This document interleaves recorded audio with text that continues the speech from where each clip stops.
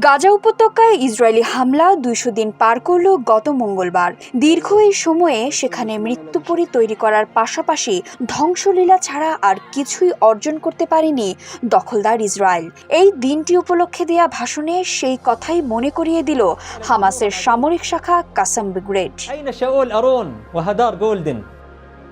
দুর্ধর্ষ এই শাখার মুখপাত্র আবু উবাইদা যুদ্ধের ২০০তম দিবস উপলক্ষে দেয়া এক বক্তৃতায় বলেছেন, গাজাতে যুদ্ধ শুরু করার পর থেকে ইসরায়েল তার সব লক্ষ্য অর্জন করতে ব্যর্থ হয়েছে। এই ২০০ দিন এবং গাজায় হামাসের প্রতিরোধ ছিল ফিলিস্তিনের পাহাড়ের মতোই উঁচু আর দৃঢ়।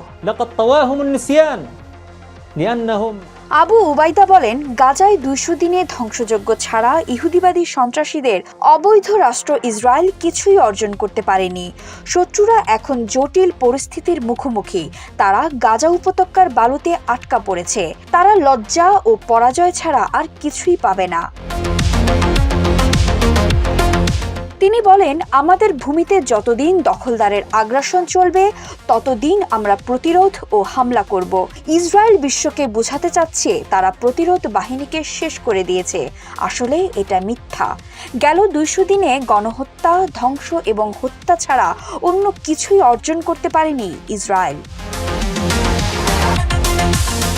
তিনি আরও বলেন, এখনো পর্যন্ত ইসরায়েলের বিরুদ্ধে হামাস তার সক্ষমতার যৎসামান্যই দেখিয়েছে। মাত্র ৬০ মিনিটের আল-আকসা ফ্লাড অভিযান ইসরায়েলকে পরাজিত করে হামাস। অথচ ২০০ দিনেই হামাসের কিছুই করতে পারেনি। উল্টো নিজেদের রক্তকেই তারা হামাসের বলে চালিয়ে দিচ্ছে।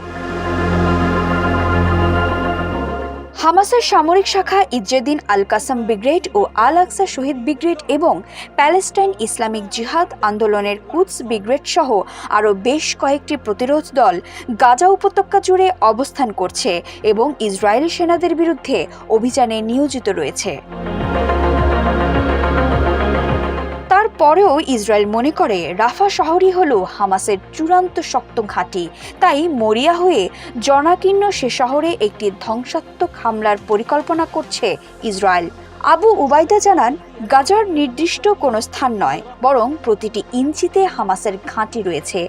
প্রতিটি বালুকণাতে হামাস মিশে আছে। ইসরায়েলিদের কাছে ত্রাসের আরেক নাম আবু উবাইদা।